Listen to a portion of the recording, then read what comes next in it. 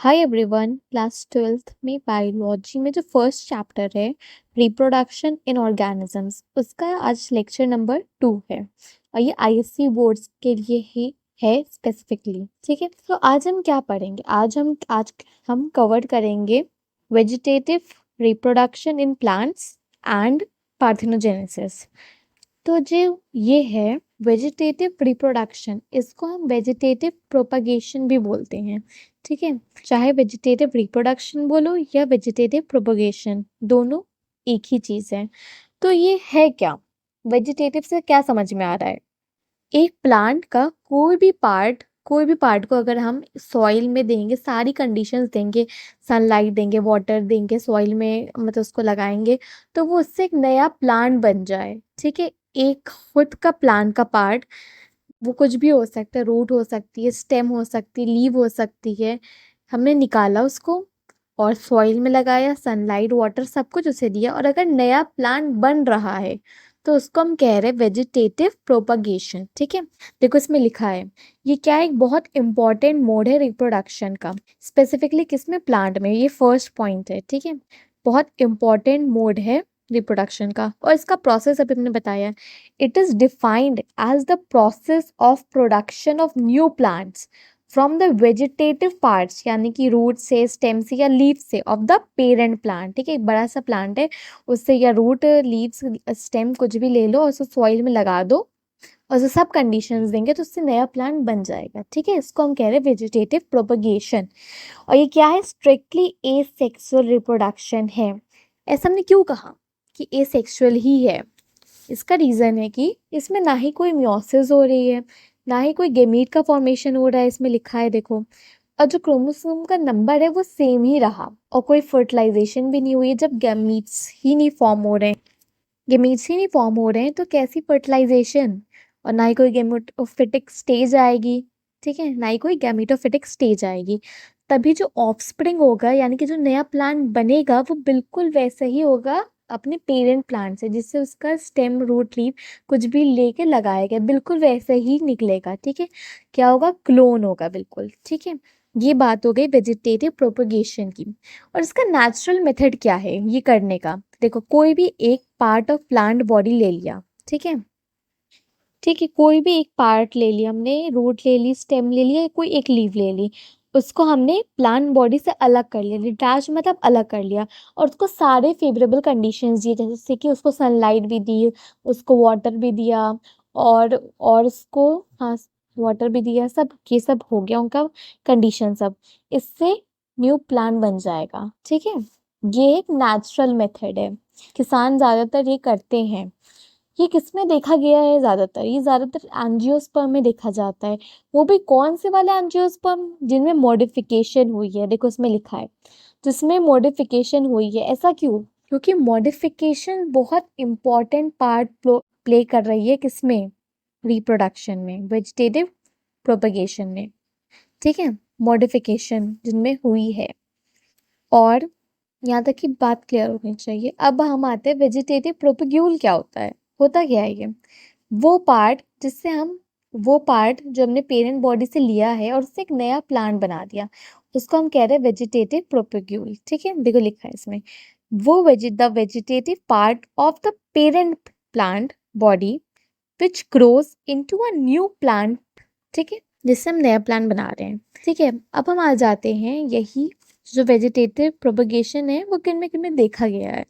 तो कुछ underground stems हैं। फर्स्ट वाला ये है हमारा अंडरग्राउंड स्टेम में, फर्स्ट वाला है राइजोम। ठीक है, ये देखो क्या है, राइजोम एक ऐसी स्टेम है जो कि जमीन के नीचे चली गई। ठीक है, एक स्टेम क्या होती है, सीड से ऊपर का पार्ट निकलता है जो कि शूट सिस्टम होता है, एक नीचे का प्लांट होता है जो कि रूट सिस्टम होता है, ऊपर का जो शूट होता है वो स्टेम से ही तो बनता है, स्टेम पे तो सब लीफ, फ्लावर ब्लावर सब आता है।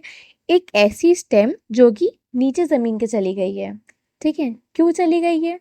अनफेवरेबल कंडीशन में फूड खाना स्टोर करने के लिए गई है। ठीक है, और ज़मीन के नीचे चली गई और उसमें कुछ बर्ड्स निकल आएंगे। बर्ड्स क्या होती है? बर्ड एक ऐसी आउटग्रोथ है जो कि स्टेम पे होती है। आउटग्रोथ मतलब छोटी सी, जैसे दाना हम लोग के फेस पे नहीं निकल आते, वैसे ही अलग से दिखेगी थोड़ी सी, और वो बहुत छोटी सी होती है, और वो क्या होती है, अनडेवलप्ड होती है, उससे शूट निकल सकता है, शूट यहाँ वही बताया, लीव निकल सकती है, फ्लावर निकल सकता है, ठीक है। तो ये अंडरग्राउंड जाके फूड स्टोर करेगी और सिर्फ में कुछ बर्ड्स भी निकल आएंगे, ठीक है। तो अगर उसको एक फेवरेबल कंडीशन सब दी जाए तो उससे नया प्लांट बन जाएगा। और इसका एग्जाम्पल क्या है, जिंजर, ठीक है, इसका एग्जाम्पल है जिंजर। अब है सेकंड पे हम आते हैं, जो कि है सेकंड है कॉर्न, ठीक है। ये भी ऐसी स्टेम है जो कि जमीन के नीचे चली गई है और फूल गई है ताकि वो खाना स्टोर कर सके, ठीक है। अंडरग्राउंड स्टेम है जो कि स्वेलन है और अनब्रांच यानी कि अकेली ही ज्यादातर देखी जाती है। उनके एग्जाम्पल्स हैं, ये आप याद कर लेना। फेवरेबल कंडीशन अगर दी जाएगी तो उससे एक नया प्लांट बन जाएगा, बस। अब हम आते हैं थर्ड वाले पे, जो कि है बल्ब। ये क्या है, जमीन के अंदर चली गई है, कंडेंस मतलब बहुत छोटे फॉर्म में, शूट, पूरी शूट भाई साहब, पूरी शूट, अनकंडेंस्ड शूट अंडरग्राउंड, जो कि जमीन के नीचे चली गई है। जैसे हम अनियन खाते हैं, उसमें देखो क्या होता है, उसमें जो हमारी पूरी बहुत छोटे फॉर्म में जो शूट जमीन के नीचे चली गई है, उस पे जब बर्ड निकलते हैं तो क्या बनता है, उससे बर्ड से नए बल्ब बन सकते हैं, यानी कि मतलब एक नया प्लांट बन सकता है। इससे एग्जाम्पल है अनियन है, ठीक है, गार्लिक ये भी है, ठीक है। अब हमारा है नेक्स्ट है ट्यूबर। ट्यूबर देखो पोटैटो में देखा जाता है, पोटैटो में बहुत दिन तक के आलू अगर रखे रहे हैं तो उसमें एक अजीब सी मतलब निकल आता है ऊपर से, ऊपर, इसको हम हिंदी में क्या कहते हैं, अखुआ कहते हैं, और आई इंग्लिश में आई बोलते हैं, उससे नया प्लांट बन सकता है। ये तो किस सब ने ही देखा होगा ट्यूबर वाला जो अब है। हम नेक्स्ट टाइम पे आ रहे हैं, जो कि है वेजिटेटिव रिप्रोडक्शन ऑफ मोशन या वेजिटेटिव प्रोपगेशन। सब एरियल स्टेम में या क्रीपिंग स्टेम में, दोनों मतलब एक ही मतलब है मगर नाम अलग है। क्रीपिंग स्टेम बोलो या सब एरियल स्टेम बोलो, एक ही बात है। तो ये होती कैसी है, वो स्टेम जो कि जमीन के कांटेक्ट में भी है और हवा के में भी है, ठीक है। जमीन को भी टच करी और हवा के में भी कांटेक्ट में है, ठीक है। उसको हम कह रहे हैं सब एरियल स्टेम। इसके ये कई तरह के हैं, रनर है, ऑफसेट है, सकर है एंड स्टोलॉन है, ठीक है। तो पहले हम फर्स्ट वाला देखते हैं, रनर। ये क्या है, ये वो है ऐसी, ये डेवलप हो रहे हैं कहाँ से, base of an old stem, एक ऐसी स्टेम जो कि बहुत पुरानी हो गई है, उसके बिल्कुल बेस से, यानी कि नीचे से निकलेंगे, ठीक है। और ये बिल्कुल हॉरिजॉन्टली ग्रो करते हैं, बिल्कुल आराम से, बिल्कुल आसानी से, सिंप्लिसिटी से।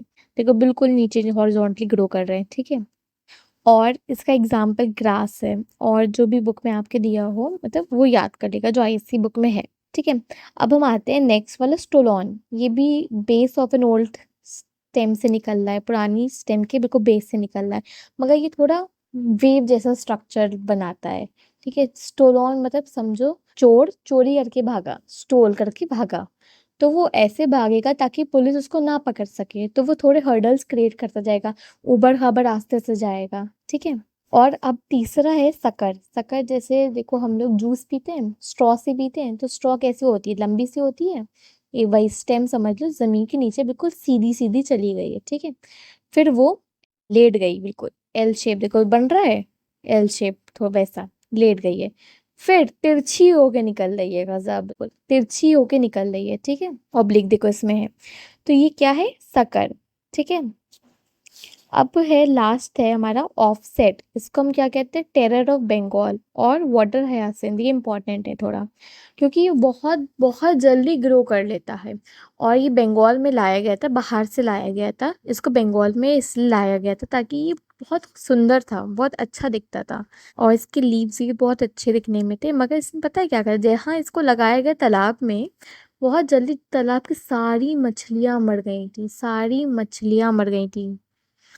तो क्यों मर गई थी, क्योंकि ऑक्सीजन लेवल कम हो गया था तालाब में, इसलिए सारी मछलियां मर गई थी। ये खुद सब यूज करके बहुत तेजी में फैल जाता है, देखो इसमें है, ये एक क्या है, नोड है, इससे बहुत सारी ब्रांचेस निकल आई, फिर आगे बढ़ेगी, फिर ये नोड है, इससे बहुत सारे निकल आएंगे, ऐसे बहुत तेजी से ये फैल जाता है, ठीक है।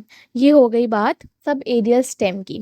अब हम आते हैं वेजिटेटिव प्रोपगेशन या रिप्रोडक्शन एरियल शूट से, ठीक है, एरियल शूट से, जो कि है कैक्टस एंड ओपनशिया। कैक्टस का पेड़ देखा होगा ना सबने, उसमें अगर हमने कोई एक स्टेम का सेगमेंट ले लिया, कोई एक स्टेम निकाल ली, उसको हमने डिटैच मतलब अलग कर लिया पेरेंट बॉडी से, तो उससे एक नया प्लांट बन जाएगा। ठीक है, बस इसमें बहुत ज़्यादा डिटेल में जाने की ज़रूरत नहीं, क्योंकि आप लोग 11th में सब पढ़ चुके हैं मॉर्फोलॉजी ऑफ फ्लावरिंग प्लांट्स में। अब हम आते हैं नेक्स्ट वाले पे, वेजिटेटिव रिप्रोडक्शन फ्रॉम लीव्स। इसमें देखो कैसे होता है, बहुत सारे प्लांट्स हैं, उनमें लीफ के ऊपर बर्ड्स निकल आते हैं, एडवेंटिशियस बर्ड, और उससे नया पेड़ बन जाता है। ठीक है, इसका एग्जाम्पल है मार्जिनल नॉचेस इन ब्रायोफाइलम। ब्रायोफाइलम देखो ये पिक्चर है, इसमें जो देखो मार्जिन पे निकल रहे हैं ना बर्ड, ये होते हैं। ठीक है, ये एग्जाम्पल इसका हो गया। अब हम आते हैं वेजिटेटिव रिप्रोडक्शन बाय बल्बिल। देखो ये क्या है, बहुत स्पेशलाइज्ड है, और ये फ्लैशी होते हैं, बिल्कुल राउंड होते हैं, गोल होते हैं, बिल्कुल ऐसा लगेगा तुम्हें बड है, बड जैसे फूल की कली है, ऐसा तुम्हें लगेगा बिल्कुल। ठीक है, इसको अगर हम अलग कर देंगे पेरेंट बॉडी से, तो इससे एक नया प्लांट बन सकता है, अगर हमने सब इसको प्रॉपर कंडीशंस दी ग्रोथ के लिए। इसका एग्जाम्पल अगावे एंड ऑक्सैलिस। ठीक है, अब हम आ जाते हैं अपने लास्ट टॉपिक पे आज के, जो कि है पार्थेनोजेनेसिस। ठीक है, पार्थेनोजेनेसिस का मतलब है वर्जिन बर्थ। इसके बहुत डिटेल में नहीं बताएंगे, क्योंकि इसका डिटेल में पूरा दिया गया है चैप्टर 2 में, सेक्सुअल रिप्रोडक्शन फ्लावरिंग प्लांट। इसमें बहुत थोड़ा सा डिस्क्रिप्शन है, बहुत ब्रीफ है। ठीक है, इसका देखो मतलब क्या होता है, development of an egg into a complete individual without involving fertilisation. मतलब कि एक पूरा एक एग कोई एक है, उससे एक नया इंडिविजुअल बन रहा है बिना फर्टिलाइजेशन के, यानी कि मेल और फीमेल गेमेट के फ्यूजन के बिना अगर इंडिविजुअल बन रहा है एग से, तो इसको हम पार्थेनोजेनेसिस कह रहे हैं। ठीक है, एक एग से बिना फर्टिलाइजेशन के, बिना fusion of two opposite gametes के अगर ऑफस्प्रिंग बन रहा है, तो इसको हमने पार्थेनोजेनेसिस कहा है। ठीक है, या वर्जिन बर्थ। ये सबसे पहले एनिमल्स में देखा गया था 1745 में, और किसने देखा था, चार्ल्स बॉनेट ने देखा था। ठीक है, ये नेचुरली इनवर्टिब्रेट्स में अकर होता है, मतलब नेचुरली बिना आर्टिफिशियली देखा गया है इनवर्टिब्रेट्स में। ठीक है, आर्थ्रोपोडा में देखा गया है, क्रोटिफायर्स में कुछ देखा गया है। ठीक है, सम आर्थ्रोपोडा एंड क्रोटिफायर्स, रोटिफायर्स सॉरी। अब हम आते हैं कुछ वर्टिब्रेट्स में भी देखा गया है। ठीक है, फेशियन रॉक लिजर्ड, नाम देख लो। अब कुछ बर्ड्स में, टर्की में कुछ बर्ड्स हैं, उनमें भी ये नेचुरली होता है। अब आर्टिफिशियली देखो कैसे करा है ह्यूमंस ने, सोचो आर्टिफिशियली भी हम लोग कर ले रहे हैं। तो ये एनिमल्स में, एनालिडा में, मोलस्का में, इकाइनोडर्मा, एम्फीबियंस में सब हम लोगों ने करा है ह्यूमंस ने, और यहाँ तक कि मैमल्स में भी ये आर्टिफिशियली करा गया पार्थेनोजेनेसिस। सोचो ज़रा, और ये फ्रूट में, बनाना में भी। लास्ट टॉपिक है पार्थेनोजेनेसिस इन हनी बी। हनी बी में भी पार्थेनोजेनेसिस होता है, और हनी बी की कॉलोनी में 3 ही टाइप के ही बीज होती हैं। एक है क्वीन होती है, जो कि फर्टाइल बी होती है, इसका काम होता है सिर्फ एग ले करना। और दूसरी है स्टेराइल फीमेल, जो कि है वर्कर्स, यानी कि ये जो है सिर्फ और सिर्फ हनी बी कलेक्ट करके लाती हैं, उनका काम ये होता है। और थर्ड है फर्टाइल मेल, जिनको हम क्या कह रहे हैं, ड्रोन्स। ठीक है, तो इसमें बस आपको एक चीज़ याद रखनी है कि जो ड्रोन्स हैं वो पार्थेनोजेनेटिकली ही बन रहे हैं। कौन से एग जो कि फीमेल ये जो क्वीन है वो ले कर रही है, उससे एक नया हनी बी बन रहा है, बिना किसके, फर्टिलाइजेशन के, बिना fusion of male and female gamete के। जो बन रहा है वो है ड्रोन्स। ठीक है, बस इतना सा आप अभी इसको याद कर लिए। आई मुझे लग रहा है शायद ये वाला टॉपिक आपको थोड़ा ना समझ में आए, पार्थेनोजेनेसिस इन हनी बी, क्योंकि इसका पूरा डिटेल दिया गया है सेकंड चैप्टर में। मैं आपको तभी समझाऊंगी तो बेटर रहेगा, अभी आप कंफ्यूज हो जाएंगे, क्योंकि उसमें और भी चीज़ें जो आप समझेंगे उसके बाद में अगर पढ़ेंगे पूरा, तो आपको अच्छे से समझ में आएगा। पर इसमें बस ये याद रखें, जो ड्रोन्स बन रहे हैं वो पार्थेनोजेनेटिकली बन रहे हैं, क्योंकि जो एग से बन रहा है वो अनफर्टिलाइज्ड एग है। ठीक है, drones develop parthenogenetically form from unfertilized egg, तभी ये हमेशा हैप्लॉइड होते हैं। ठीक है, बस। सो ये हमारा चैप्टर में जो सेक्सुअल रिप्रोडक्शन है, ये पूरा कंप्लीट हो गया है आज। अब हम नेक्स्ट लेक्चर में पढ़ेंगे सेक्सुअल रिप्रोडक्शन में, ठीक है, उसमें जो इवेंट्स होती है वगैरह वगैरह। तो 2 लेक्चर में हमारा ये वाला पूरा चैप्टर कंप्लीट हो जाएगा, फिर हम सेकंड चैप्टर स्टार्ट करेंगे। So thank you everybody, stay tune to our channel, and if you are really understanding through my lecture, so please let me know in the comment section.